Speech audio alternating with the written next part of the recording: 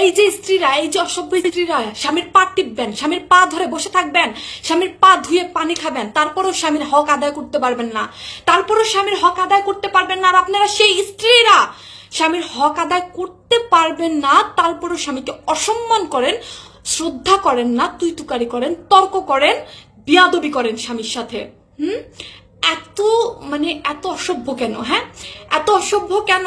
এসব শিক্ষা কি বাবা মা দেয় নাই যে হাজব্যান্ডকে কিভাবে ট্রিট করতে হবে, হাজব্যান্ডের সাথে কিভাবে ব্যবহার করতে হবে, হাজব্যান্ডের সাথে কিভাবে আচরণ করতে হবে?